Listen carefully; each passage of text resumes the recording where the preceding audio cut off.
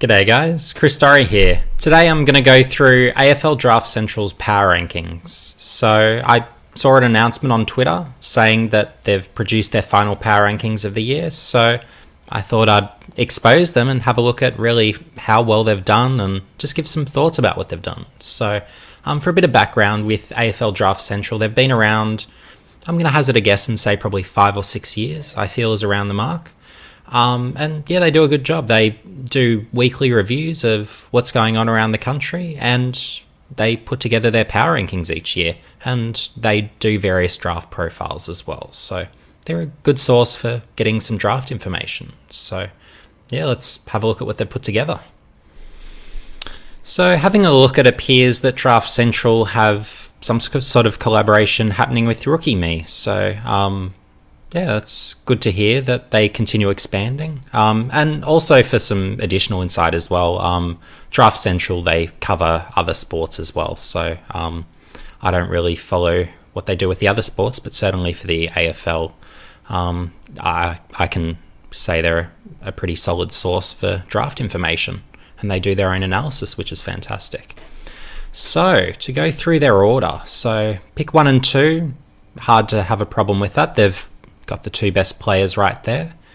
3 and 4, they've gone the high risk, high reward route, although the only difference I can say for me is I've got Darcy ahead of Callaghan. So do you want a 205 centimetre key positioner, or do you want a 190 centimetre mid? So that's sort of what you're looking at there. With a Callaghan, look, he does need to develop that contested side and that tackling, that aggression. But with that said, you've had a Bont at the same age who had the same deficiencies and he developed them. So, but look, it is taking a chance having him that high. But yeah, that's obviously the risk that Draft Central are calculating in. And then with a Darcy, I really like his game, but again, you're looking at a small sample size, improved dramatically as well. And with the Callaghan, you've got a late grower. Darcy, late grower, could still be getting taller. He's a 205 centimetre now, so phenomenal stuff. I don't know whether they'll rate him more as a key forward or key defender. I've got him as a key forward. What are they saying? Tall utility. Okay. Yeah, so yeah, look, with the Darcy, he'll be great for the Dogs, and he'll probably attract the GWS pick, obviously. But yeah, nothing wrong with having him at 4. Hobbs at 5, earlier than I'd have him, but at the same time I get it. Strong contested ball winner, has the performances on the board, and yeah, he's played a good brand of footy. Why I rate him personally lower than Draft Central do is just really querying, I guess, his skills, number one, but also athletically he's not all that impressive, I would be saying. So just in terms of that speed, agility, there isn't really that X factor to him. So it's just a solid midfielder. So yeah, I'd be more inclined. And look, after the first sort of 6 or so, the draft opens up quite a lot. But for me, he's probably a 10 to 20 on quality. If you have him inside the top 10, that's fine. Probably for me, though, not quite top 5. But one to wait and see on. But I do think that's fairly representative of where he's probably going to land roughly on draft day. He's going to go top 10, I think, more likely than not. And then you've got a Gibcus. So he's seen within the industry and among scouts widely as the best key defender in the draft. For me, though, having him this early is a bit of a worrying sign. So not so much having a go at Draft Central. Gibcus could even go a bit earlier than this on draft day, but it's more so a case of, I guess, in this draft, we're pretty thin on key position players. So you might have a club going a bit earlier than perhaps they should. And look, with the Gibcus, he's one where he started off the year fairly well, was intercepting well, had a few games forward where he looked lost and then went back and yeah, played probably too much of a shutdown role for me, really needs to intercept more. So as a result, I'd rate him closer to 20, but again, around here is probably more representative of where he goes on draft day. So I don't imagine Draft Central will be doing anything too out there as I might be with some of my rankings. So Josh Ward. So for me, he's one of the absolute safest mids. He's round 1 ready. So I personally rate him a little bit higher than this, but good on Draft Central for at least saying he's top 10. So I think this is roughly where he goes anyway. So yeah, nothing too surprising there. You've got a Mac Andrew, so obviously he's a tall he's just a developing ruckman, really. So the 200 centimetres, he's been on since the season shut down a pretty heavy weights program. He's been dieting as well just to start putting on that weight. So the key with him will be, as long as he retains his athleticism, retains that leap as he puts on weight, that's what's going to allow him to be a good footballer. He's probably the most divisive in the draft, where some will regard him as the best tall in the draft. I've even heard some say he's better than Darcy. And then on the flip side as well, you've got others where they wouldn't necessarily be comfortable taking him inside the first round. But I do have Andrew around this range, maybe a touch lower, but not by a lot. So I think that's a pretty solid place to weigh the risk reward. Neil Erasmus, I rate him a little higher than this. He's a 190 centimetre mid now, has the contested side, but he can also go forward of centre, strong mark, reads the game so well. He's just a really good footballer. And with the late year birthday, I think there's probably a little bit of upside being underestimated here. But again, having him top 10, look, he's probably a top 10 pick on draft day. And again, he could go around this pick, but if he does, I think he represents good value as with a Ward, going back a few spots there. Wanganeen Malira, for me, it's probably earlier than I'd pick him. I'm weighing up even should he be top 20, and the only reason I say that is he lacks that contested side. So when you look back at drafts past, what leads to success? It's those midfielders that can win their own ball. And with Wanganeen Malira, he's very reliant on being fed the ball on the outside. So but in terms of what he does with the footy, absolute magician, whether it's how he moves just with that agility, has the skills. So I can get having him at 10, but for me, just knowing the correlation between contested ball winning and success, it's higher than I would rate him anyway. So, but again, he probably goes around this pick on draft day, so nothing too off script. Although talking off script, Josh Shelley I think probably goes a bit higher than this. He probably goes closer to 5 than he does 11. So interesting having him lower. I've in my power rankings actually had Rochelle lower, though I'm actually considering moving him a bit higher actually than even here.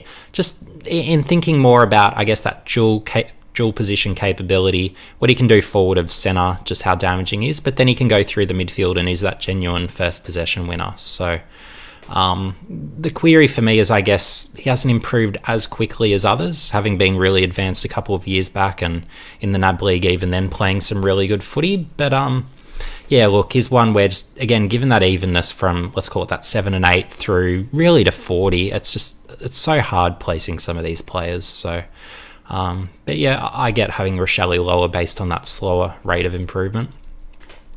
Sonzi, he could be a late first rounder, could be a second rounder. We'll have to see where he lands on draft day. But for me, he's been probably one of the more disappointing this year. There were high hopes coming into the season, and he has had some big games, particularly in the VFL. For Box Hill, he had that really good game where he kicked his 2 goals, got his 20 or so disposals. But he's had other games where he's the most talented on the field and he just hasn't shown up, where he's just invisible some games. So I do really want a higher level of consistency from him, and as a result, I don't regard Sonzi a top 20 talent, but he's one where he's shown the glimpses, and if you really regard State League form particularly highly, look, I can get having Sonzi this high, although he did struggle during the AFL Academy versus Geelong VFL games, so that should also be noted around playing at that level. So you've got Jai Amos. So good key forward, very talented, probably around the range he roughly goes. So yeah, fair enough. I can justify having him around this point, and some will rate him top 10 even, others might not quite have him in the first round. But he's possibly not quite that genuine key forward, in that he's more that lead-up style, which is probably the query, but he's someone where he hasn't really had that much formal development, where he's had the 1 year in the Waffle Colts, developing, learning his craft, but he's been training away from the group, so he just hasn't had that exposure to professional programs, and put him onto an AFL list, and I think he really accelerates his development and improves quite a lot. So yeah, very much justifiable around this range. Josh Sin, for me, probably a bit early for, I guess, a rebounding drive generating halfback flanker. I think there's others that later on probably represent similar value. And with a sin as well, early year birthday, had hype coming into the year from sort of past years. But yeah, look, for me, probably I'd have him a little lower. But again, justifiable around this range. And again, it's probably roughly where he lands on draft day. Could fall into the second round, but probably more that later first. I think we might sort of see him land. So fair enough. Some might regard his midfield capabilities quite highly, but for me, it's just that real run from half-back as his real strength. Arlo Draper, 15's perfectly reasonable. He's that sort of 10 to 30. You could have him anywhere in that range, and I don't think you're too far off, honestly, just depending on how you rate other talents. So he could still be just inside my top 20, could drop just outside of that for my November power rankings, but Draper's a talent. So he's got the ball winning, he can take a grab, you can play a midfield forward, class act. So he's got ability, but he's just had some injuries this year that have at stages sort of held him back a little bit, unfortunately. Johnson is one of the more intriguing, so a 192 centimetre mid, all class, has that time and space, good skills. But first half of the year just really didn't show up and wasn't playing good footy, but then he comes back and under 19 champs, playing really good footy obviously for WA, good finals series in the reserves, playing really to a best sort of at that level competition sort of standard. For me, does need to develop that contested side a bit more to be that definite sort of high level pick, so I can understand having him around this range, and I'd have him probably in a similar-ish spot and maybe a touch higher, just sort of reading into that sort of improvement later in the year. But yeah, I get it around this point. Josh Goda, really good across halfback, could become a midfielder in the future, but hasn't sort of shown enough of that yet. So I'm going to assume that Draft Central probably going to project him more as a mid, given where they've got him. Yeah, midfielder, defender, okay. I've got Goda as more of a defender at this stage, where his best play has been in defence. He's been finding more of the footy in defence, and his best attribute really has been that run, and to some extent as well, intercepting from defence as well. But there is certainly scope for him in the midfield, given how he moves. He can distribute by hand, but he will need to develop that contested side more to become that genuine good midfielder. So, but at 190 he could, and he just needs that more time developing there. So, and with a Goda, I actually think he might go a little bit earlier than this. So he's in the top 10 mix actually. So, and if he misses out on the top 10, he won't last much longer, I don't think. Campbell Chesser, probably the top end of his draft range, I would have thought. I think he probably goes maybe more second round, but he could be a late first. Just hasn't impressed me at all this year. So I think Draft Central, or Rookie Me Central, or whatever they're calling themselves now, probably are looking into his prior performances quite a bit here.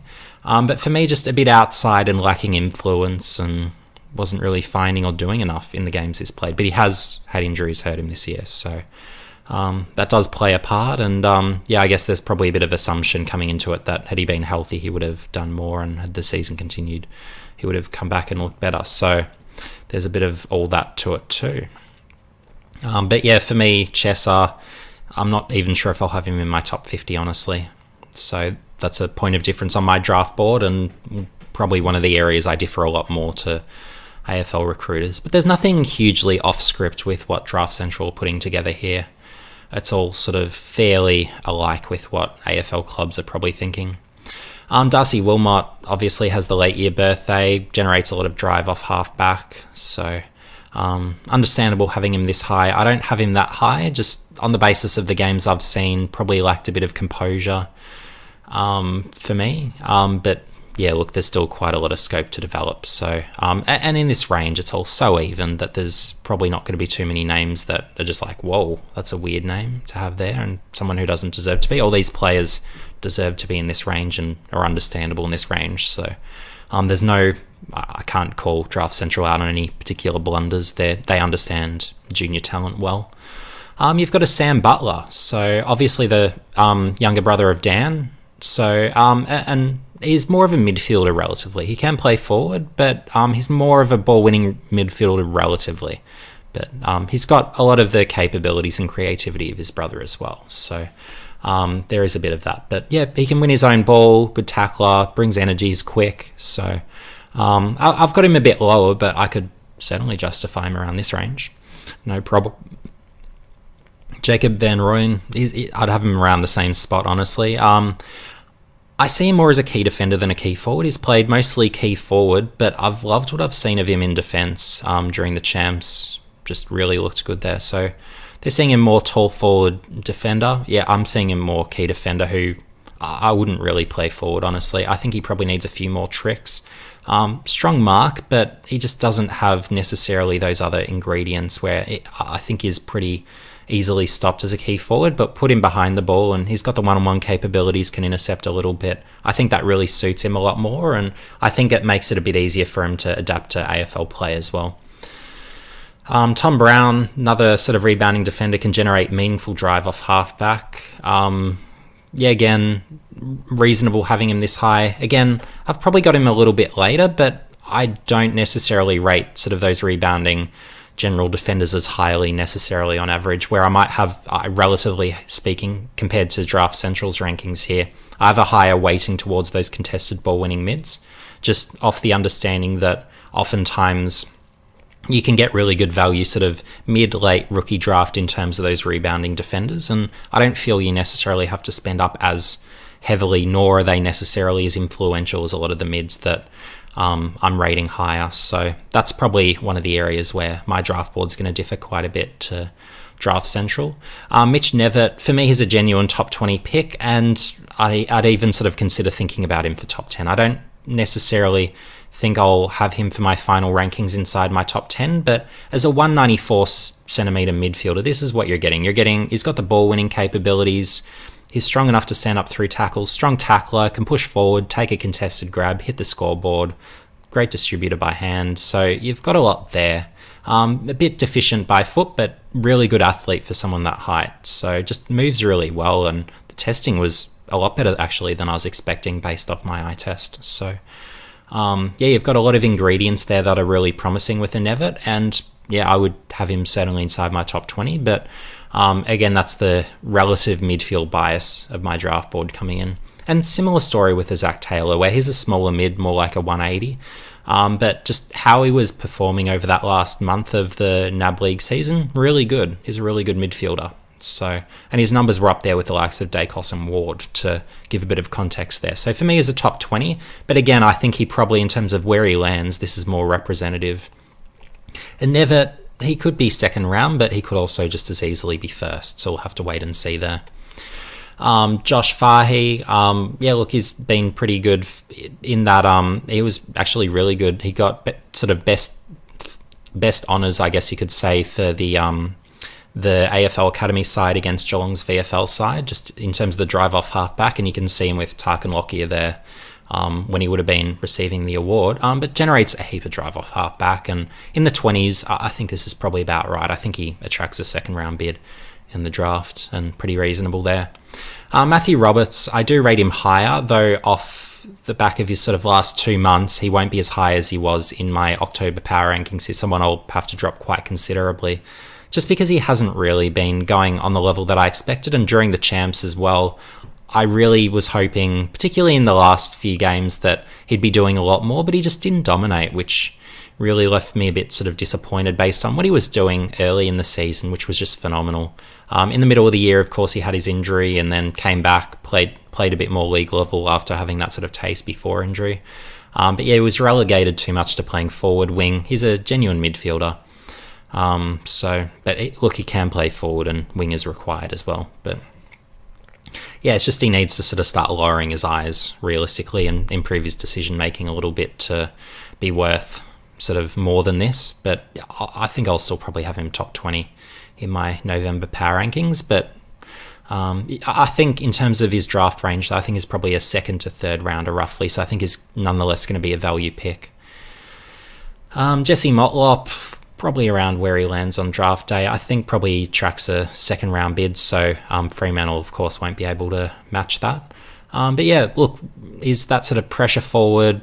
He can crumb a little bit, so he's got some capabilities. So Yeah, it'll be interesting to see how he goes, but they've really been the flavour of the last few years, really, where you've had the likes of your Cozzy Pickett's and what have you going early drafts. So I do think based on that, Motlop probably will land in the top 40. So apologies for Fremantle fans. But yeah, again, another reasonable rating by Draft Central, or Rookie Me Central, if that's what their new brand is. Blake Howells, he's that sort of, I guess you could say, 190 centimetre, tall utility. Probably plays best across half forward at this stage, though could maybe be a tall wing in time. But yeah, very athletic, strong mark. He's got some capabilities. I've got him probably, in my own power rankings, probably closer to the 50 mark if I was to update today. But yeah, personal opinion there. But in terms of where he lands, I think Draft Central have it roughly about right, where I think he goes around this mark. How are they reviewing? Yeah, forward wing. I view him the same. Jack Williams, so he's one of the key forwards that has attracted quite a bit of draft interest during the year. He hasn't left me convinced as a key forward, honestly, where his best moments have actually been when he takes a forward 50 stoppage where he's rucking. He can just grab it out of the ruck, kick a goal, and he's got those sort of capabilities. So they're the moments that I've liked him forward. And look, he's a good leap. He can take a grab, but is he quick or agile enough? Is he good enough at ground level? I'm just not sure he has enough tricks to be a key forward. So for me, if he's going to make it, he's a key defender, but there's other key defenders I like more. So for me, Williams hasn't made my top 50 power rankings. How are they seeing him? Tall forward ruck, okay. And look, they're obviously assuming he'd be that relieving ruck, whereas mostly a key forward plays a little ruck, but of course at 195 he's not going to be ever your pure ruck. You've got Toby Conway, probably the best ruck prospect other than, of course, Mac Andrew. And look, physically is pretty strong and capable, very aggressive in the ruck. Just he can grab the ball out of the ruck, follows up really well, but good tap ruckman as well. Probably lacks that around the ground capabilities, forward to centre capabilities. He needs to develop all that, but yeah, if you need a ruck, he's suitable anywhere, sort of second round onwards, and I think probably second round he gets picked. So again, roughly sort of where he goes. Judson Clark, look, he's been a good forward. You could even put him behind the ball with the speed and his skills. So good talent, very acceptable at 31. Nothing wrong with that. Rhett Bazzo is that sort of tall, intercept, marking sort of defender. Probably a bit skinny for a key defender, but could become that. Could be a third tall. But again, around this range, very suitable for selection, and I think he's probably another sort of second rounder, most likely as well. So again, I've got a similar thinking in terms of draft positions, though in terms of actual rankings, I rate the talent quite a bit differently. And this next one is actually one of the talents I rate quite a lot differently to Draft Central. So Mitch Owens. So here's someone where I've got him, I'd even rate him, I've certainly got him top 20. I've given consideration maybe top 10, but I probably won't in my final rankings have him top 10. But really good talent, is that 190 centimetre tall utility, but just the rate of development, and he's still growing. So having those aspects there, he was a late call-up for a Vic Metro Vic Country game, and he was one of, if not the best on ground on the day. So he's someone where he really came on strong in that last month or so of the NAB League season, and had it continued, I think he'd be a consensus first rounder, honestly. So here's one I'm maybe taking a bit more of a gamble on than Draft Central, but I do believe he goes a bit earlier than this on draft day. Could even be a late first rounder. If not, I think he probably at least the tracks a bit in the 20s, more likely than not, would be my thinking. Conor Mcdonald, very reasonable around this range. Good midfielder, very productive. Just we haven't seen enough of him. Just I think he's only played 3 NAB League games this year, but massive accumulator, hits the scoreboard. I think he's kicked, I'm going off the top of my head, probably 7 goals from his 3 games. So he's got those sort of capabilities. Could be a bit more damaging with his ball use. I know it might sound funny saying if he's kicked a heap of goals, he should be a bit more damaging, but yeah, look, he just needs to probably develop sort of in terms of that sort of hurt factor, and probably lacks in terms of skills, decision making, maybe slightly deficient. Probably could be a bit more sort of damaging with his run as well and movement, but yeah, look, he can just rack it up and he can win his own footy as well. So he's a good midfielder and thoroughly deserving of going in the second round. And in terms of range, he probably goes second or third round. Could slip into the third round, just given there's so many good midfielders this year that not everyone will go early and not everyone will need a mid. Corey Warner, so obviously his brother Chad plays for Sydney. Bit of a different talent, not as strong or hard of a contested ball winner, but he probably moves a little bit better, a bit more sort of silky with his skills by comparison. Not in my top 50, but he could be someone where he could really from about, let's call it mid to late second round, come into consideration for clubs, I would have thought. So, nothing unreasonable about where they're rating him. I just rate him a bit lower. Angus Sheldrick, he's one where his last couple of months is just incredible. So, under 19 champs is basically the player of the carnival. So, I rate him quite a bit higher than this now, and I'll probably, as a bit of an early hint, have him in my final top 20 power rankings on ESPN when I release that. And it could be quite a bit higher than people are expecting. So just in terms of that contested ball winning, that hardness, that courage, he's got all those components. And he's got that burst as well. Skills a little bit lacking, but he's hitting the scoreboard as well. So there's a lot there that I'm really liking. And having beat Horne-Francis in that midfield matchup, relegating Horne-Francis to being a forward, playing as well as he did in that Colts grand final, dominating the champs as that dominant contested ball winner.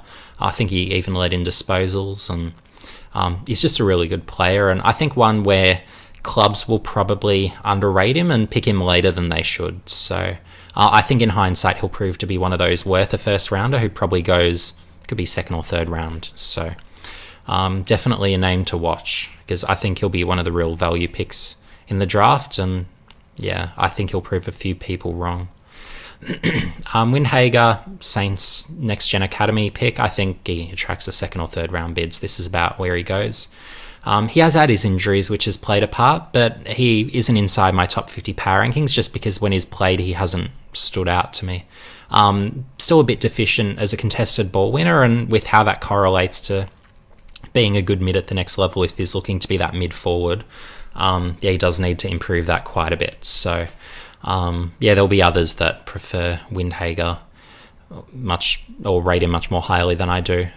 Cooper Murley, look, he can play probably with sort of time missed during the season. He hasn't had as much exposure as others, but he's a good sort of smallish mid where he's got the speed, he's got the skills.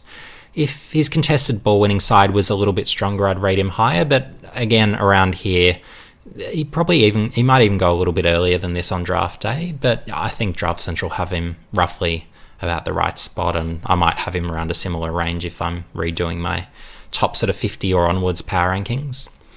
Lachlan Rankin, I think, is probably actually a good name to bring up here, where he's one of the sort of better, I guess you could say, small forwards, where he's just got those capabilities around goal, pressures really well. He's got those ingredients you look for. So, very much developable and suitable for selection late second onwards, I'd say. And then you've got Kyle Lohman, so probably one that I'd rate a little bit lower than this, but again, once you're in this range, you're going to have some names that are probably a little bit different. But Lohman, look, he could be, I'd say, probably third round onwards for me.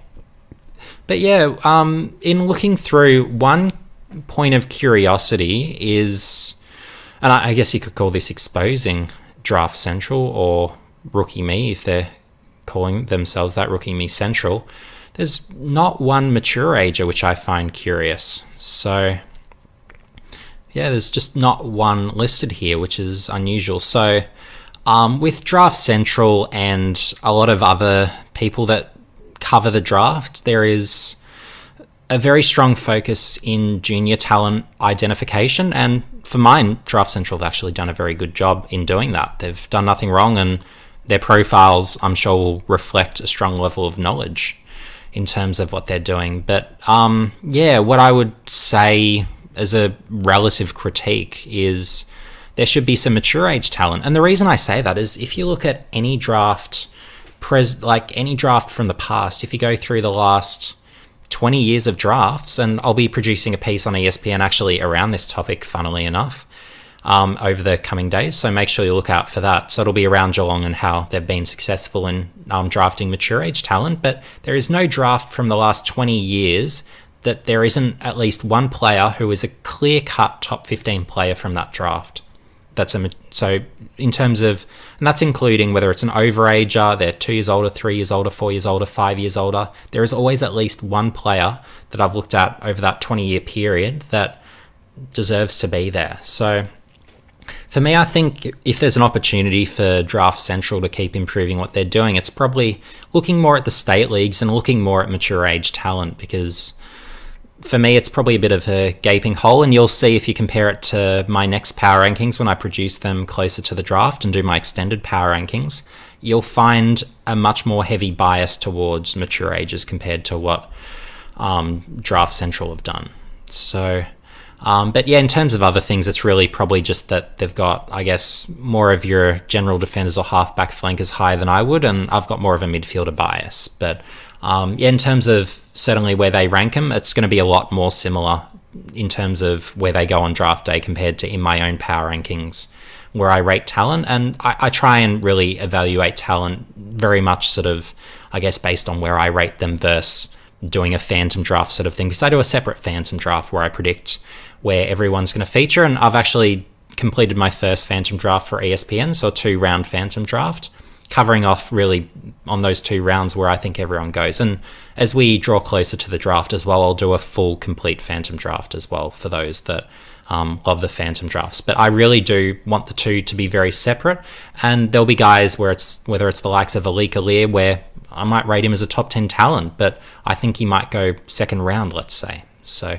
you've got those sort of names, or other names that I could rate in the first round and they might not get picked up at all. And the 2 most recent examples of that, funnily enough, has been Jackson Callow, who got picked in the mid-season draft, and then before that we had Jordan Butts, who was rookie the next year and has become a success. So yeah, it's really important with power rankings not to just follow the script and do exactly as the draft will go.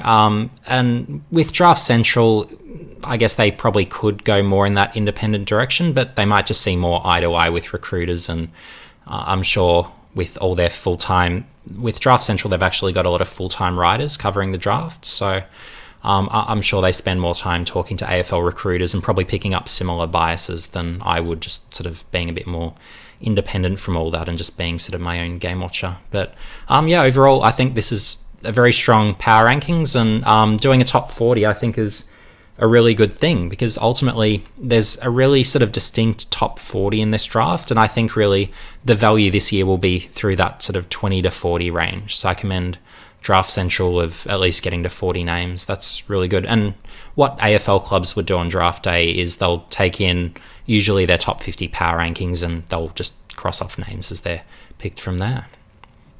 So thanks for watching, guys, and just to go through some of the recent things I've been doing as well, because I've obviously been keeping busy in the lead up to the draft.